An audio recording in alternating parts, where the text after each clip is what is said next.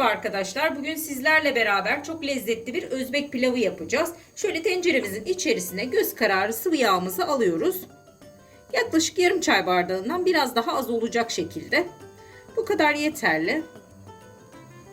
Ardından tenceremizin içerisine yaklaşık 400 gram kadar kuzu etimizi ilave ediyoruz.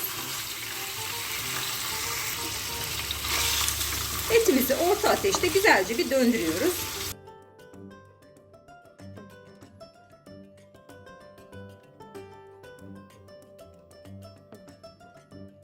Etlerimizi yaklaşık 10 dakika gibi bir süre bu şekilde kavurduktan sonra bir adet büyük boy doğranmış soğanımızı ekliyoruz. Soğanlarımızı da etimizle beraber karamelize oluncaya kadar kavuruyoruz.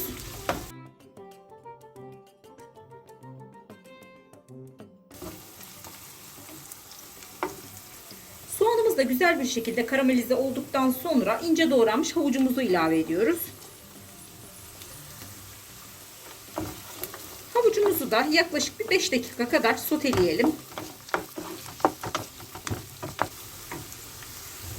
Evet, havucumuzu da hafifçe bir kavurduktan sonra yarım su bardağından biraz daha fazla olacak şekilde sıcak suyumuzu ekliyoruz.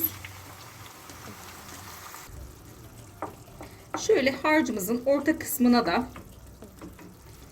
bir baş kabuğu soyulmamış sarımsağımızı yerleştiriyoruz. Şimdi tenceremizin kapağını kapıyoruz ve kısık ateşte etlerimiz suyunu çekinceye kadar pişmeye bırakıyoruz.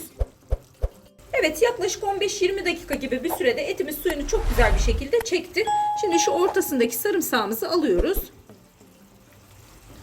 Ardından etimize biraz tuz ve baharat ekleyeceğiz. Tuz miktarını tamamen kendi damak tadınıza göre ayarlayabilirsiniz arkadaşlar. Ve şöyle bir çay kaşığı kadar da karabiber ekliyorum. Şöyle bir karıştıralım. Güzel bir şekilde karıştırdıktan sonra da pirincimizi ekliyoruz üzerine. Arkadaşlar, pirincimizi de yaklaşık 45 dakika gibi bir süre ılık suda beklettik ve ardından bol su ile yıkayıp güzelce süzdük. Şöyle hemen tenceremize alıyoruz pirincimizi de. Pirincimi şöyle etimin üzerine yayıyorum. Tuzunu, baharatını, her şeyini ekledik. Şimdi sadece suyunu ekleyeceğiz. Şöyle hemen suyumuzu da ekliyoruz. Pilavımız için sıcak su kullanıyoruz arkadaşlar.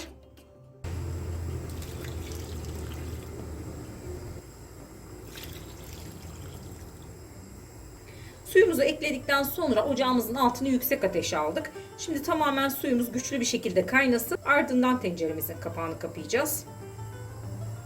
Evet, pilavımızın suyu çok güzel bir şekilde kaynamaya başladı. Şimdi tenceremizin kapağını kapayacağız. Ocağımızın altını da kısığa alacağız ve kısık ateşte pilavımız suyunu çekinceye kadar pişmeye bırakacağız.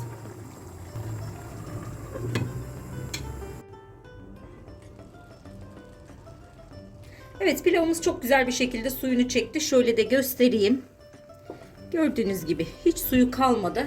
Şimdi ocağımızın altını kapayalım. Ocağımızın altını kapadıktan sonra şöyle pilavımızın orta kısmına hafif bir boşluk oluşturalım. Ve sarımsağımızı yerleştirelim.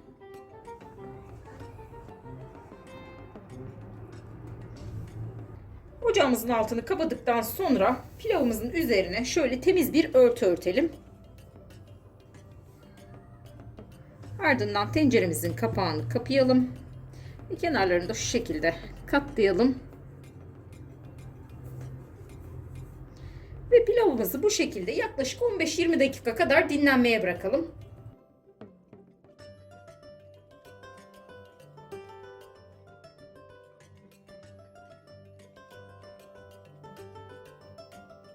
Evet, Özbek pilavımız servise hazır. Tam kıvamında, harika bir lezzet oluyor. Mutlaka denemenizi tavsiye ederim. Ayrıca videomuzu beğendiyseniz destek vermek için lütfen YouTube kanalımıza abone olmayı unutmayın.